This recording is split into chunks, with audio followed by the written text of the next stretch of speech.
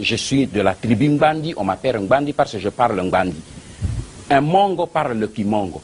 Un Mokongo parle le Kikongo. Un Moulouba parle le Moulouba. On ne dit pas qu'il est de Kananga ou de ceci. Il est Moulouba parce qu'il parle le Chilouba. Si vous allez dans la région de l'Est, vous verrez que les Nandé parlent le Kinandé, les Barega parlent le Rega, sauf les Banyamulenge.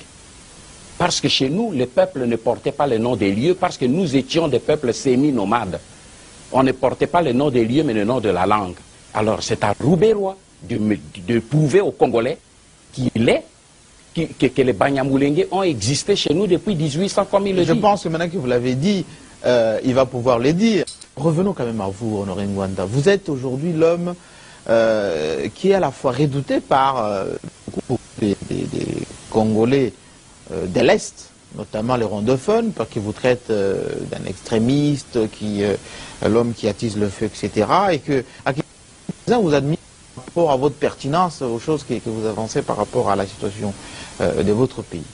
Si le Congo est aujourd'hui entre les griffes du Rwanda, quelles sont les 5 mesures, alors très brièvement, les 5 mesures que vous proposez pour sortir ces pays des griffes des Rwandais qui vous traitez des loups qui sont à la recherche des richesses du Congo et même de son territoire?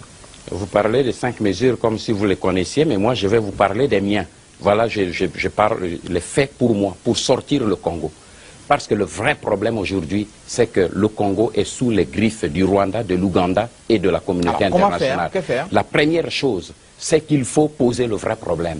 Avons-nous un vrai gouvernement qui peut aujourd'hui résoudre le problème? Vous voulez venir au gouvernement alors? Vous voulez participer Le problème n'est pas de participer. Quel gouvernement? Je ne peux pas. J'ai été sollicité plusieurs fois pour participer à ce gouvernement.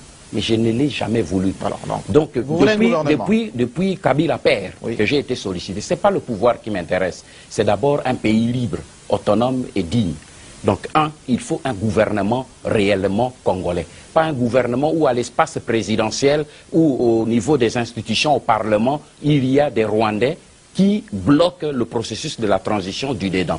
Il faut une armée réellement nationale, une armée républicaine, c'est-à-dire une armée qui puisse être en mesure de protéger l'intégrité territoriale. Parce que la volonté manifeste de Kagame d'occuper par la force l'est de la République du Zaïre demeure. Parce que Kagame sait que le moment où au Congo il y aura la paix et l'intégrité, cela sonnera le glas pour son pouvoir. Troisième point. Troisième point, il faut en ce moment pouvoir fixer les conditions des limites, c'est-à-dire résoudre le problème de la nationalité à l'est du pays particulièrement où le problème se pose.